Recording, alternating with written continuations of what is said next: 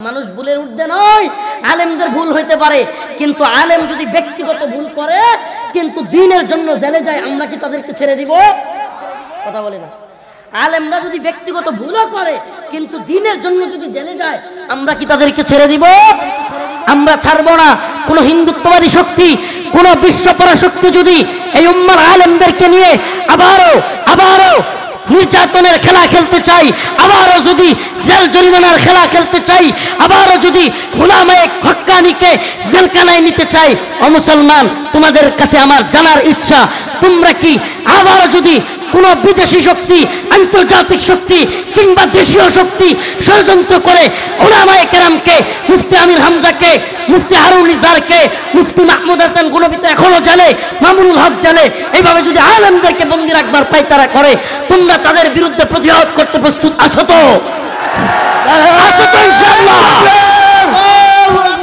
নারে তাকবীর, আল্লাহু আকবার। ইসলামের শত্রুরা হুঁশিয়ার সাবধান, ইসলামের শত্রুরা আল কোরআনের আলো ঘরে ঘরে জ্বালো।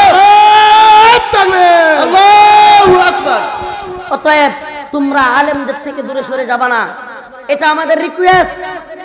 ওই জামানার আবু জাহেল, উতবা, সাইবারা, ফিরাউন, নমরুদ, হামানরা চেষ্টা করতো নবী মুসা আলাইহিস সালাম থেকে লোকদেরকে কিভাবে সরায় রাখা যায়। নমরুদ চেষ্টা করতো ইব্রাহিম আলাইহিস সালাম থেকে লোকদেরকে কিভাবে সরায় রাখা যায়। আবু জাহেল, উতবা, সাইবারা চেষ্টা করতো হযরত মুহাম্মদ আরবি সাল্লাল্লাহু আলাইহি সাল্লাম থেকে লোকদেরকে কিভাবে দূরে সরিয়ে রাখা যায়। আজকের ফিরাউন, নমরুদদের কাজও সেম। আজকের ফিরাউন, নমরুদ, আবু জাহেলরা একই পায়তারা, একই চেষ্টায় আওয়ামদেরকে, সাধারণ মানুষদেরকে আলেমদের থেকে দূরে রাখতে চায়। আপনারা কি আলেমদের থেকে দূরে থাকবেন নাকি আলেমদের পাশে থাকবেন? আলেমদের পাশে থাকতে হবে। আল্লাহ পাক আমাদের সবাইকে শত্রু মিত্র চেনার বুঝার তৌফিক দান করুক। আর জোরে বলেন আমিন। উপস্থিত আছেন আমাদের বাংলাদেশের অনেক প্রবীণ আলোচক, সর্বজন শ্রদ্ধেয়, সবার প্রিয় হযরতুল আল্লাম মাওলানা তারেক মনোয়ার সাহেব হাফিজাহুল্লাহ। আমি আসলেই, উনি ঠিকই বলেছেন, আমাদের প্রথমবারের মতো সাক্ষাৎ। তো হুজুরকে দেখে আমার খুবই ভালো লাগছে। আল্লাহ পাক হুজুরের নেক হায়াত বাড়ায়া দিক। প্রিয় উপস্থিতি, আমাদের সবচেয়ে বড় যেটা বর্তমান জামানায় গুরুত্বপূর্ণ, আমি বিশেষ বিবেচনায় আমি মনে করি এটা ঈমান এবং আকীদার অংশ। মুসলিমরা তাদের শত্রু চিনবে। আল ওয়ালা ওয়াল বারা, শত্রুতা এবং মিত্রতা আল্লাহর জন্য হওয়া। মান আহাব্বা লিল্লাহ ওয়া আবগাদা লিল্লাহ ওয়া আ'তা লিল্লাহ ওয়া মানা'a লিল্লাহ ফাকাদ ইসতাকমালাল ঈমান। যে আমাদের ভালোবাসা সেটা হবে কার জন্য? আমরা কাউকে ঘৃণা করব সেটাও কার জন্য? আল্লাহর জন্য। এই ক্যামেরাম্যান, পরে আর উঠা যাবে না, মানুষের আবেগের সেন্টিমেন্ট বোঝা লাগবে, আগেই উঠি শেষ করতে হবে। আচ্ছা আচ্ছা, আমি বলতেছি ভাই, আমি বলতেছি, আর উঠবে না, ঠিক আছে? আচ্ছা, আর চিৎকার করিয়েন না। আমাদের ভালোবাসাটা কার জন্য হবে? লৌকিকতা, সেলিব্রিটিজম নাকি আল্লাহ? সুবহানাল্লাহ। বিশ্বাস করেন, এই ভালোবাসা, এই জনগণের স্রোত যদি আল্লাহর জন্য হয়, সুবহানাল্লাহ, এই ভূখণ্ডে হুজুর যেটা বললেন, ইসলামী শরিয়া কিংবা কোরআন সুন্নাহ অনুযায়ী রাষ্ট্র ব্যবস্থা বেশি দিন দেরি নেই। ইতিহাস সাক্ষী, যে ভূখণ্ডে যত বেশি উলামায়ে কেরাম নির্যাতিত হয়েছে, সে ভূখণ্ডে দিন বিজয় তত বেশি তাড়াতাড়ি হয়েছে। ইতিহাস সাক্ষী, ইতিহাস সাক্ষী। এই যে জনগণের স্রোত, আলেমদের প্রতি ভালোবাসা, মানুষের মুহাব্বত যেখানে যাচ্ছে, আলহামদুলিল্লাহ সুম্মা আলহামদুলিল্লাহ। একটা কথা আছে, জিতনে তুমহারা কুরবানি ইতনে খুদা কা মেহরবানি। আল্লাহর জন্য, দ্বীনের জন্য যার যতটুকু কুরবানি, আল্লাহ পাক তার মেহরবানির মাধ্যমে হুজুর যেটা বললেন তত বেশি আগে বাড়ায় দেন। তবে আপনাদের প্রতি আমাদের বিশেষ অনুরোধ, এই ভালোবাসাটাকে প্যান্ডেলে সীমাবদ্ধ রাখিয়েন না। শত্রু চেনা এবং মিত্র চেনা। আমি আয়াত কেন তিলাওয়াত করছি জানেন? এটা একটা পার্বত্য অঞ্চল, একবারে পাহাড়ি অঞ্চল। দাওয়ার যুবা এরশাদ হুজুরের সাথে সেদিন নেত্রকোনায় দেখা হয়েছিল। হুজুর খুব আফসোস করে বলল যে পার্বত্য অঞ্চলগুলোতে কাদিয়ানি ফিতনা এবং বিশেষ করে খ্রিস্টান মিশনারি বিশালভাবে তৎপর। এই প্রোগ্রামের মাধ্যমে আমি মুসলিমদের বন্ধু কারা শত্রু কারা এটা বোঝানোর চেষ্টা করব। প্রিয় হাজিরিন, আল্লাহ পাক একবারে সুস্পষ্ট বলে দিচ্ছেন, সুস্পষ্ট, ইয়া আইয়ুহাল্লাযীনা আমানু লা তাত্তাখিযুল ইয়াহুদা ওয়ান নাসারা আউলিয়া বা'দুহুম আউলিয়াউ বা'দ ওয়া মান ইয়াতাওয়াল্লাহুম মিনকুম ফাইন্নাহু মিনহুম ইন্নাল্লাহা লা ইয়াহদিল কওমায যালিমিন।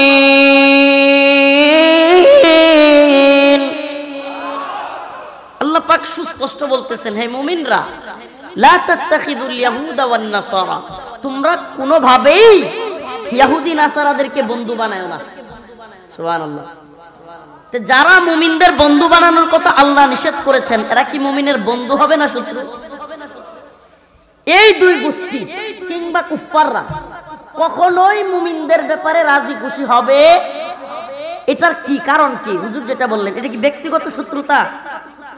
আদাওয়াত মুঝে কিউ ইতনি মে তো কুরআন কা দাঈ হো, কবির ভাষায় আদাওয়াত মুঝে কিউ ইতনি মে তো কুরআন কা দাঈ হো।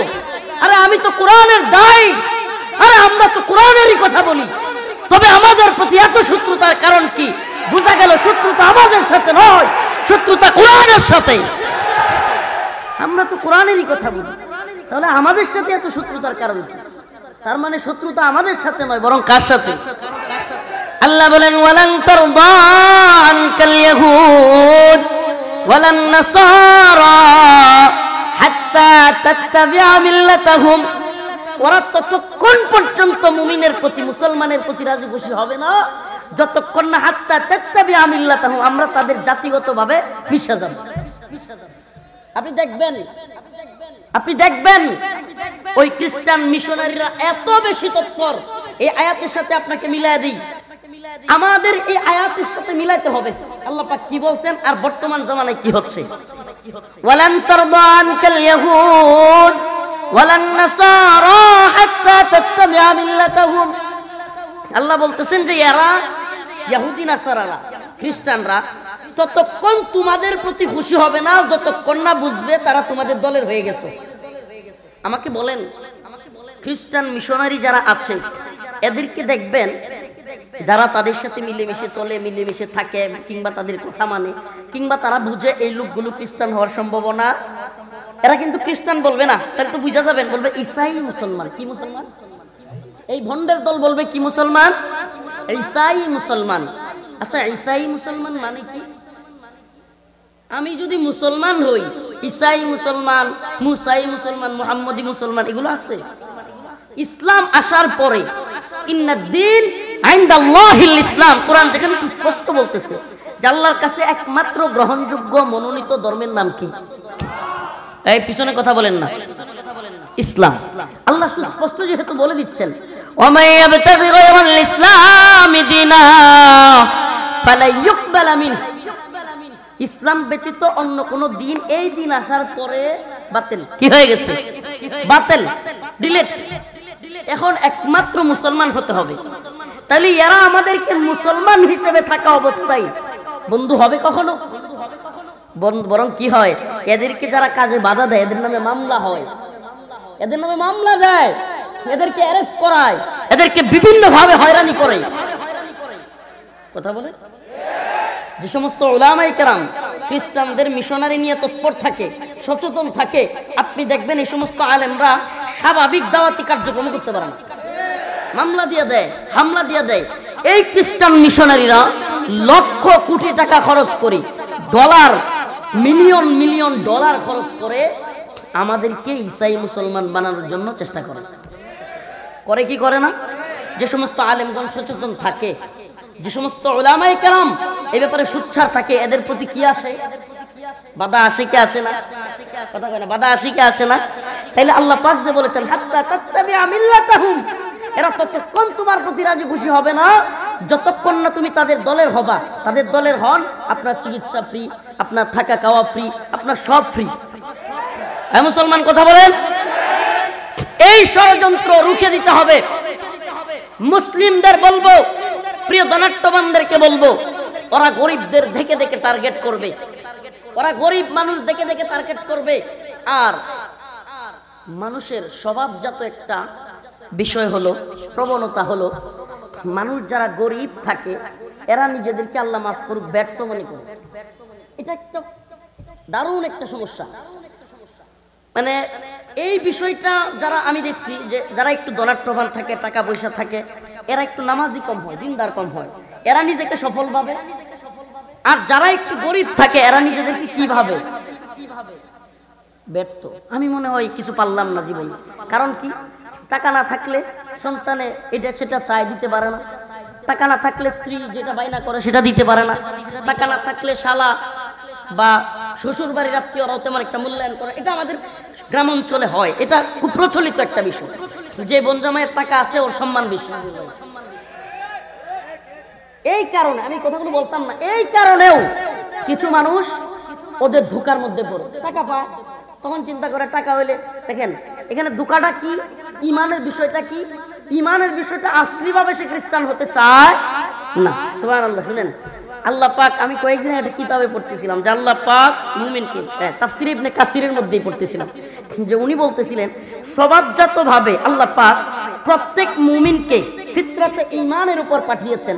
আর সেই কারণে কোন মুমিন নাস্তিক হবে, কোন মুমিন ইসলাম ছেড়ে অন্য ধর্ম গ্রহণ করবে, সেটা কশ্চিন কালেও কল্পনা করা যায় না। তাইলে মুমিনের মাঝে মাঝে আমরা দেখি মুসলিমরা এরকম হয়ে গেছে। এটার কারণ কি? এটার কারণ একটাই, সে মানসিকভাবে ঠিকই মনে রাখে যে ইসলাম ছাড়া কোনো সঠিক ধর্ম নাই, কিন্তু স্বার্থের কারণে অন্য ধর্মের লোকে তাল মেলায়। এটা আমি প্রমাণিত সত্য। দাওয়াত জুবায়ের শাহ হুজুর বলছেন যেই জায়গায় গিয়েছে দাওয়াত দিতে, দাওয়াত দেওয়ার পরে অল্প বোঝানোর পরে কান্নাকাটি শুরু চলে আসে। তার মানে কি বোঝা যায়? তার মানে বোঝা যায় টাকার জন্য এবং নিজের কষ্টের জন্য ওরা চলে যায়। প্রিয় হাজিরিন, আজকে ভূখণ্ডে শুধুমাত্র কাদিয়ানি ফিতনা নয়, আজকে ভূখণ্ডে খ্রিস্টান মিশনারি তৎপর। আজকে এই ভূখণ্ডের দিকে বিশাল এক হিন্দুত্ববাদী শক্তি, পাত্তরিক শক্তি, মুশরিক শক্তি আমাদের ইসলামকে ধ্বংস করার জন্য আজ আমাদের বাচ্চাদের স্কুলের পাঠ্য বইয়ের মধ্যে ওরা হিন্দুত্ববাদের দুর্গার ছবি দিয়ে দিচ্ছে। এরা মাঝে মাঝেই মূর্তির ছবির শিক্ষা দিচ্ছে। আর আমাদের বাচ্চাদেরকে মুসলিম থেকে ভিন্ন ধর্মাবলম্বী করার চেষ্টা করতেছে। আমি বলতে চাই, ও বাংলার যুবকেরা, তোমরা চৌকস হও, চৌকান্না হও, সমস্ত বাতিলদের নীল নকশা প্রতিরোধ করতে হবে। ইসলামের শত্রুরা হুঁশিয়ার সাবধান, হুঁশিয়ার সাবধান। ইসলামের শত্রুরা আল কোরআনের আলো ঘরে ঘরে জ্বালো। আল্লাহু আকবার। কঠিন চক্রান্ত চলছে সব দিকে। এই হুজুর যাওয়ার জন্য জায়গা করে দেন তো। এই এদিকে এই লাইনে যারা বসছেন বেরিয়ে যান। এই লাইনের মাঝখানে বসে আমাদের এলাকার বদনাম করতেছেন। আমরা কোনো শৃঙ্খলা মানি না, এটা কি প্রমাণ করতেছেন নাকি? দাগ দিল, যাওয়ার জায়গা আছে? আচ্ছা ঠিক আছে, বসেন বসেন, যাওয়ার জায়গা আছে। তো বলতেছিলাম যে সব দিকে প্ল্যান করে বসছে এরা। প্রিয় উম্মা, ও প্রিয় উম্মা, তোমাদের যারা ধনাঢ্যবান আছো, তোমাদের প্রতি রিকোয়েস্ট, এই শীতে গরিবদের পাশে দাঁড়াও, গরিব ভাইদের পাশে দাঁড়াও। প্রিয় ভাই, তুমি তোমার ইসলাম নিয়ে ভালো আছো মনে করতেছো? তুমি তোমার ধর্ম নিয়ে ভালো আছো মনে করতেছো? তোমার পাশের বাড়ির ভাই না খেয়ে আছে, তোমার পাশের বাড়ির বোন ছোট বাচ্চা নিয়ে চিৎকার করতেছে, সে চিকিৎসা করাতে পারবে না, সে তার বাচ্চাকে নিয়ে ভালো একটা পড়াশোনা করাবে সেটা পারতেছে না, খরচ চালাইতে পারতেছে না, তুমি সহযোগিতা করবে না? এই এদিকে তাকান, কথা বলেন, সহযোগিতা করবে না?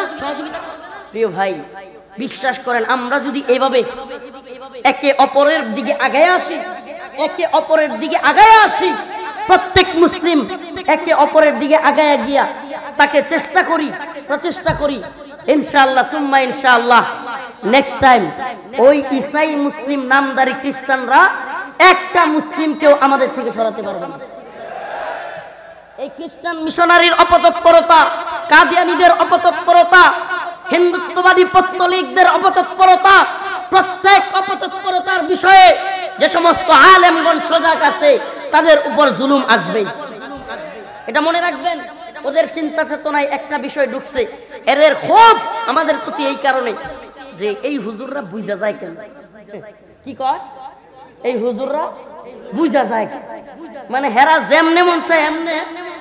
ইন্দুর আছে না, ইন্দুর দেখেন না, ঘরের যে কোনো কাঠ কাইটা ফেলে, ঘর কাইটা ফেলে।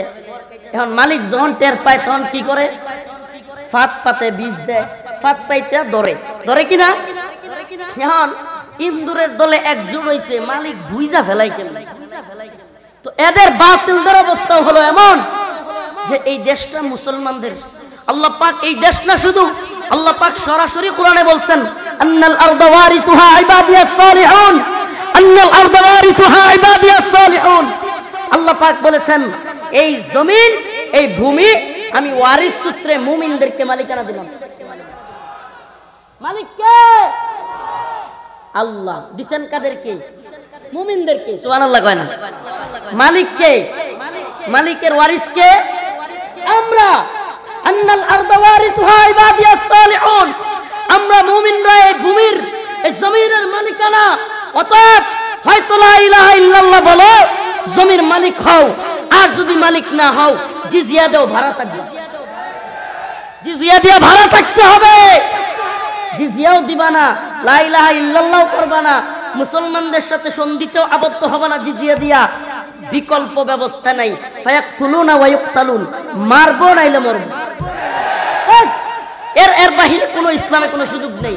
তিনটা সূরা, এক আন্নাল আরদ ওয়ারিসুহা ইবাদিয়াস সালিহুন, আমরা ভূমির মালিক আল্লাহর পক্ষ থেকে। ভূমির মালিক কে? ওয়ারিস কে? মুমিনরা। এখন যারা এই মুমিনদেরকে মাইনাস করে থাকতে চাইবে এরা হলো দখলদার। পুরো পৃথিবীর কুফফাররা হলো দখলদার। কুফফারদের ভূমি আল্লাহর জন্য বৈধ নয়। কুফফারদের ভূমি তখনই বৈধ যখন কুফফাররা জিজিয়া দিবে। কি দিবে? মুসলমান, আজকে এই কথাগুলো বড়ই অবাক লাগবে। কাশ্মীরে নির্যাতিত, ফিলিস্তিনে নির্যাতিত, আরাকানে নির্যাতিত, উইগুরে নির্যাতিত, আসামে নির্যাতিত, পুরো বিশ্বে যখন মালি, সোমালিয়া, ইয়ামেন, সকল জায়গায় আমরা যখন নির্যাতিত, তখন এই কথাগুলোকে অদ্ভুত লাগবে। কিন্তু বিশ্বাস করো, আমাদের মতো এত মাহফিলের হাজার হাজার জনগণ হয়ে যাইতো না, আমাদের মতো এত কোটসোট, এত সুন্দর পোশাক আশাক ছিল না, আমাদের মতো এত চামড়ার জুতা পরতে পারতো না। এমন একটা জামানা ছিল, যে জামানাটা ছিল সাহাবায়ে কেরামদের জামানা। আরে আল্লাহর নবীর সাহাবায়ে কেরামের পায়ে তো ভালো জুতা ছিল না, মাথায় ভালো পাগড়ি তো ছিল না, গায়ে ভালো জামা তো ছিল না, কিন্তু সেই ছেঁড়া জুতা ওয়ালাদের, ছেঁড়া জামা কাপড় ওয়ালাদের ভয়ে রোম পারস্যের রাজপ্রাসাদগুলো থরথর করে কাঁপত, থরথর করে কাঁপত। আর আজ আমাদের সবই আছে, কিন্তু আমাদের ভয়ে কাঁপে না, উল্টা আমরা কাঁপি। আমাদের ভয়ে কাঁপে না, আমরা কাঁপি। আমরা কাঁপি কেন? সমস্যা কি? হুব্বুদ দুনিয়া ওয়া কারাহিয়াতুল মাউত। রাসূল বলেছেন যে মুমিনদের মধ্যে একটা সময় আসবে যে কাফেররা জায়নামাজে দস্তরখানে খাবার বসলে যেমন একটা আরেকটারে ডাকে না, এই আয় খাইতে আয়, তেমনি ভাবে কাফেররা একে অপরকে ডাকবে যে আয় মুসলিম করে খায়, দড়ি ধ্বংস করি। সাহাবায়ে কেরাম বললেন, ইয়া রাসূলুল্লাহ, সেই সময় কি মুসলমানদের সংখ্যা খুবই কম থাকবে? রাসূল সাল্লাল্লাহু আলাইহি ওয়াসাল্লাম বললেন, না, অনেক মুসলমান থাকবে, কিন্তু মুসলমানরা হবে খড়কুটার মতো ভাষা ভাষা। পানির মধ্যে যেমন খড়কুটা কি হয়, ভেসে যায়, তেমন ভাবে মুসলমানদের অবস্থা। আল্লাহ রাসূল বললেন, মুসলমানদের ভিতরে তখন ওহান ঢুকে যাবে। ওহান কি ঢুকে যাবে? সাহাবায়ে কেরাম বললেন, ওহান কি ইয়া রাসূলুল্লাহ? ওহান কি? রাসূল সাল্লাল্লাহু আলাইহি ওয়াসাল্লাম বললেন, হুব্বুদ দুনিয়া ওয়া কারাহিয়াতুল মাউত, দুনিয়ার মুহাব্বত এবং মৃত্যুর ভয়। মৃত্যুকে ভয় পাবে। সাহাবায়ে কেরাম মৃত্যুকে ভয় করতেন না। আল্লাহর নবীর এমন একজন সাহাবী ছিলেন না, আল্লাহর নবীর এমন একজন সাহাবী ছিলেন না যিনি মুজাহিদ ছিলেন না। আরে আল্লাহর নবীর সাহাবায়ে কেরাম লড়তে ভয় পাইতেন না, জিহাদের ময়দানে ঝাঁপায়া পড়তে ভয় পাইতেন না। আরে তোমাদেরকে একটা ছোট্ট ঘটনা তো শোনাই। আল্লাহর নবীর এক সাহাবী, নাম হলো জুলাইবিব। সন্তান হলে সমানে নাম রাখবেন জুলাইবিব। জুলাইবিবের ঘটনা তো শুনেন। সন্তানের বাচ্চাদের নাম জুলাইবিব রাখবেন। সন্তান জুলাইবিব নাম হলে কি প্রভাব সেটা বলে যাই। জুলাইবিব রাদিয়াল্লাহু আনহু মসজিদে নববীর আশপাশে পড়ে থাকতেন, মাটির সাথে। একবারে গরিব ছিলেন, কোনো কাপড় চোপড় তেমন ছিল না, বাড়ি ঘর ছিল না, একবারে খুব অসহায় একজন মানুষ ছিলেন, পড়ে থাকতেন মসজিদে নববীর আশপাশে। আল্লাহ রাসূল বললেন, জুলাইবিব তুমি কি বিয়ে করবে না? কথা কয় না। আরেকদিন রাসূল সাল্লাল্লাহু আলাইহি ওয়াসাল্লাম পাশ দিয়ে যাচ্ছেন, কি করতে বুঝতেছেন তো, কালো মানুষ, চেহারাও ভালো না, গরিব মানুষ, অসহায়, কোনো টাকা পয়সাও নাই, মসজিদে নববীর মাটির সাথে মিশতে গড়াগড়ি করত। মাটির সাথে মিশে কি করত? গড়াগড়ি করত। জুলাইবিব তুমি কি বিয়েটা করবে না? 2 দিন বলছে। তৃতীয় দিন যখন বলছে, রাসূল সাল্লাল্লাহু আলাইহি ওয়াসাল্লামকে বলতেছে জুলাইবিব রাদিয়াল্লাহু আনহু, ইয়া রাসূলুল্লাহ আমাকে কে বিয়ে করবে? আমার টাকা নাই, পয়সা নাই, ধন দৌলত নাই, বাড়ি গাড়ি নাই, আমার চেহারাও দেখতে ভালো না, আমারে কে বিয়ে করবে ইয়া রাসূলুল্লাহ? আল্লাহ রাসূল বললেন, জুলাইবিব ওই যে বাড়িটা দেখা যাচ্ছে আনসার, ওই আনসার সাহাবীর বাড়িতে গিয়া আমার কথা বলবা, আমার কথা বলবা, আমার কথা বললে ওই বাড়ি থেকে ছেড়ে দিবে। প্রিয় হাজিরিন, জুলাইবিব রাদিয়াল্লাহু আনহু, আল্লাহ রাসূল বললেন তুমি ওই বাড়িতে গেলে একটা সুন্দরী মেয়ে আছে, আমার কথা গিয়ে বললে ওই বাড়ি থেকে তোমাকে ওই মেয়ে বিয়ে দিবে। সুবহানাল্লাহ। আমার কথাগুলো বুঝতেছেন? চেহারাটা কালো, টাকা পয়সাও নাই, সম্ভ্রান্ত পরিবারেরও না, বাড়িঘর ওই রকম না, চেহারাও কালো। আচ্ছা এমন কারো কাছে কেউ মেয়ে বিয়ে দিতে চায়? চেহারাটাও কালো, বাড়িঘরও নাই, বাবা মার পরিচয় তেমন ভালো না, আবার কি নাই, কোনো ব্যাকগ্রাউন্ড বা কোনো ইয়াও ভালো না, কোনো কিছুই ভালো না। তো এমন একটা লোক কার কাছে গেছে জানেননি? কোন বাড়িতে পাঠাইছে রাসূল সাল্লাল্লাহু আলাইহি ওয়াসাল্লাম? হ্যাঁ, আরবের তৎকালীন মদিনার সবচাইতে সম্ভ্রান্তদের একজন আনসার, তার বাড়িতে পাঠাইছে। সম্ভ্রান্ত, সবচাইতে আরবের মদিনার তৎকালীন সময়ের সবচাইতে সুন্দরী, মদিনার সবচাইতে সুন্দরী রূপবতী মেয়ের ঘরে রাসূল পাঠাইছে। কাকে? জুলাইবিব রাদিয়াল্লাহু আনহু। এখন জুলাইবিব গিয়া ওই মেয়ের বাবা মাকে যখন বলছে যে আমাকে রাসূল পাঠাইছে আপনার মেয়েকে বিয়ে করার জন্য, এরা এসে দেন, মানে আমরা মাঝে মাঝে হঠাৎ করে দেখলে যেমন এইভাবে তাকায় না, এমনি তাকাইতেছি, বুঝেন নাই মনে হয়, এমনি তাকাইতেছি, চেহারাটা দেখতেছে আর কি। মাত্র মাটির থেকে গড়াগড়ি করে একটা কালো মানুষ উঠে এলে কেমন লাগবে, যার গায়ে সেরা কাপড় চোপড়, এইটা দেখতেছে। তো সম্ভ্রান্ত মদিনার আরবের সুন্দরী রমণীর পিতা মাতা নাক ছিটকাইতেছে, মানে কেমন লাগতেছে তাদের কাছে। তো এরকম ছেলে রাজি হওয়ার কোনো সম্ভাবনা নেই। ও প্রিয় ভাই, আমি এই অঞ্চলের মা বোনদেরকে বলে যাই, আমার বোনেরা, আমার মা শুনেন, আল্লাহর নবীর জন্য সেই জামানার মা বোনেরা কত বেশি তাআত ছিল, তাদের কত বেশি রাসূলের প্রতি ভালোবাসা ছিল। যখন বাবা মা বুঝলো যে এই ছেলের কাছে বিয়ে দেওয়ার কোনো সম্ভাবনা নাই, ঘর থেকে একটা আওয়াজ আসলো, হে পিতা, হে আমার মা, তোমরা কি জানো এই ছেলেটার কাছে প্রস্তাবটা দিয়ে কে পাঠিয়েছে? তোমরা কি তা জানো? সরদারে দু আলম জনাব মুহাম্মদ আরবি সাল্লাল্লাহু আলাইহি ওয়াসাল্লাম এই ছেলেকে আমার জন্য বিবাহের প্রস্তাব দিয়ে পাঠাইছে গো মা। বাবা মা এবার বলল, বেটি ভিতরে থাইকা রাসূলের কথায় একমত হইস না, পারলে একটু বাইরে আয়া দেখা যা। ভিতর থেকে এবার আওয়াজ আসলো, ও আমার পিতা, ও আমার মা, জনাবে মুহাম্মদ আরবি সরদারে দু আলম যে প্রস্তাব দিয়ে পাঠাইছে, আমি তারে দেখতেও চাই না, আমি রাজি হয়ে গেছি, আমাকে বিয়ে দিয়ে দাও।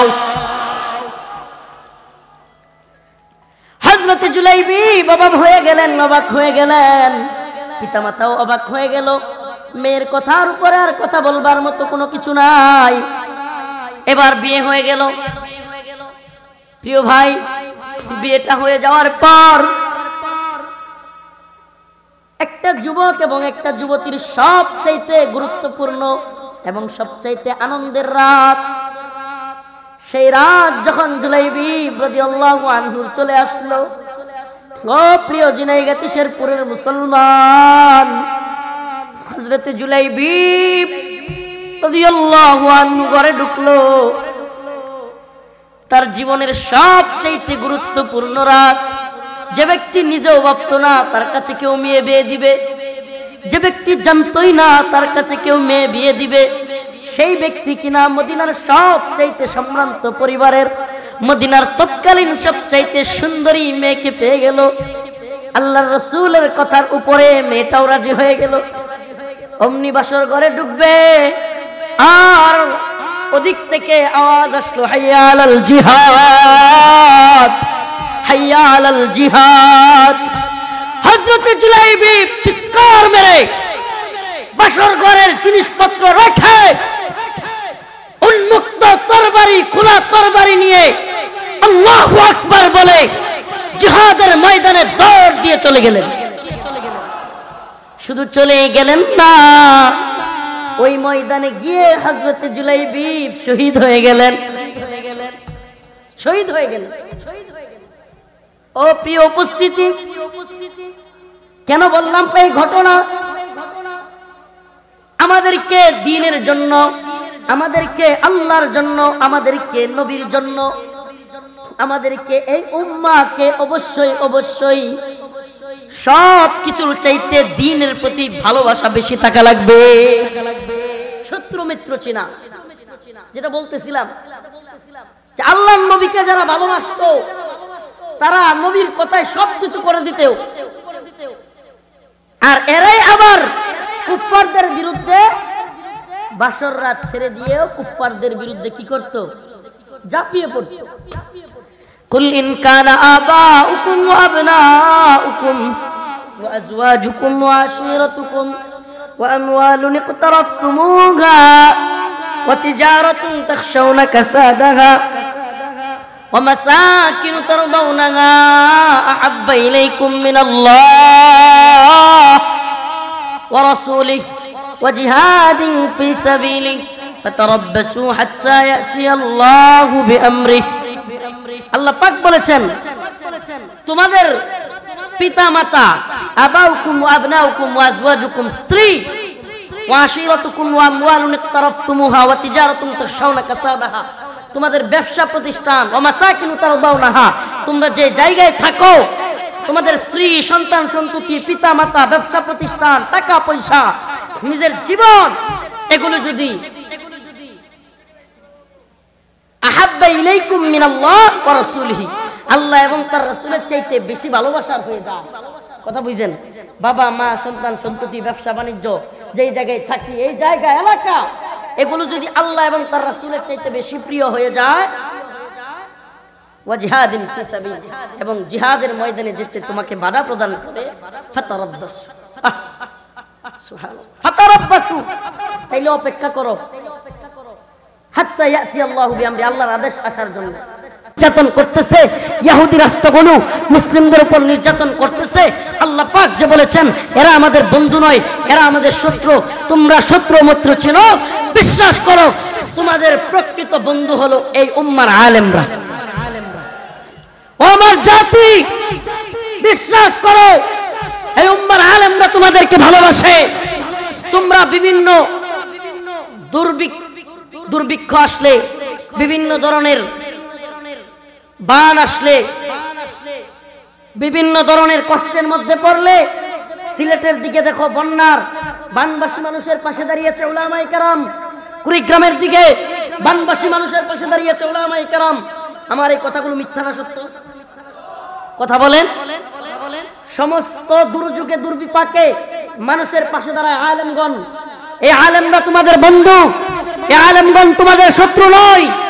যারা আলেমদের থেকে আওয়ামদেরকে দূরে রাখতে চায়, ইতাআতির নামে, ওয়াজাহাতির নামে, এই সেই নাম দিয়া তাবলীগের মধ্যে বিভিন্ন ভাবে আমাদের মধ্যে ফাটল তৈরি করতে চায়। আমরা ইতাআতি ওয়াজাহাতিতে বিশ্বাসী নই। আমরা বিশ্বাস করি আমরা এক উম্মাহ, এক জাতি, আমরা মুসলিম। মুসলিমদের আমরা ইন্নামাল মুমিনুনা ইখওয়া, আমরা মুমিন ভাই ভাই। আমাদের পরিচয় আমরা মুসলিম।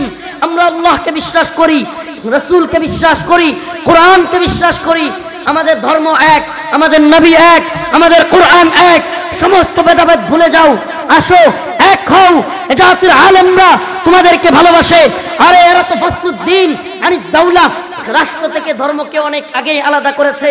এখন নতুন ষড়যন্ত্র শুরু করেছে ফাসলুল উলামা আনিল আওয়াম, আওয়ামদের থেকে আলেমদেরকে দূরে রাখা।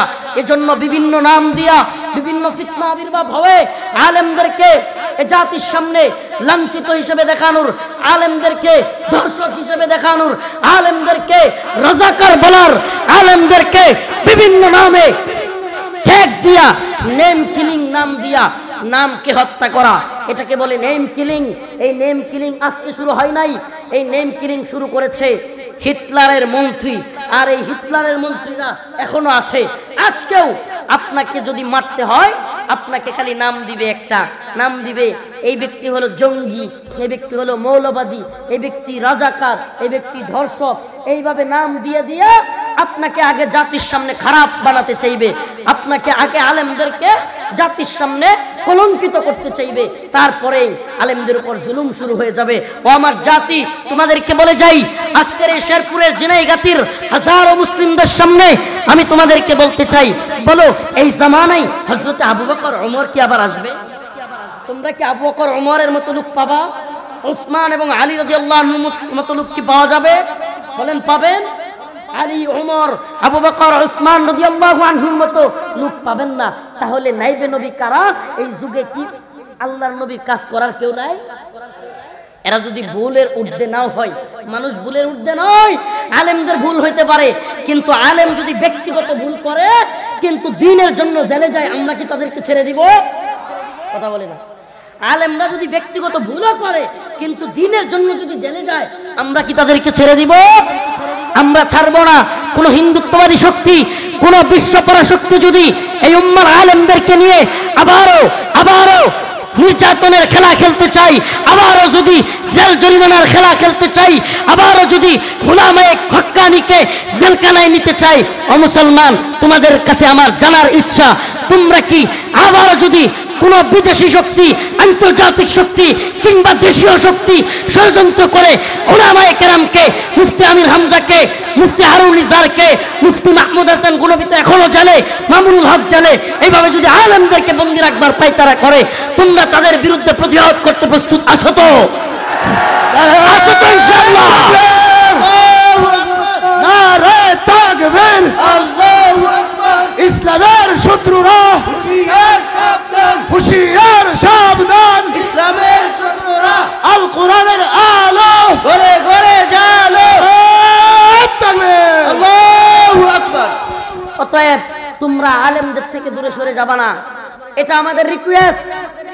ওই জামানার আবু জাহেল, উতবা, শাইবারা, ফিরাউন, নমরুদ, হামানরা চেষ্টা করতো নবী মুসা আলাইহিস সালাম থেকে লোকদেরকে কিভাবে সরায় রাখা যায়। নমরুদ চেষ্টা করতো ইব্রাহিম আলাইহিস সালাম থেকে লোকদেরকে কিভাবে সরায় রাখা যায়। আবু জাহেল, উতবা, শাইবারা চেষ্টা করতো হযরত মুহাম্মদ আরবি সাল্লাল্লাহু আলাইহি সাল্লাম থেকে লোকদেরকে কিভাবে দূরে সরিয়ে রাখা যায়। আজকের ফিরাউন, নমরুদদের কাজও সেম। আজকের ফিরাউন, নমরুদ, আবু জাহেলরা একই পায়তারা, একই চেষ্টায় আওয়ামদেরকে, সাধারণ মানুষদেরকে আলেমদের থেকে দূরে রাখতে চায়। আপনারা কি আলেমদের থেকে দূরে থাকবেন নাকি আলেমদের পাশে থাকবেন? আলেমদের পাশে থাকতে হবে। আল্লাহ পাক আমাদের সবাইকে শত্রু মিত্র চেনার বুঝার তৌফিক দান করুক। আরো জোরে বলেন আমিন। আল্লাহ পাক আমাদের সবাইকে দ্বীনের জন্য কবুল করুক।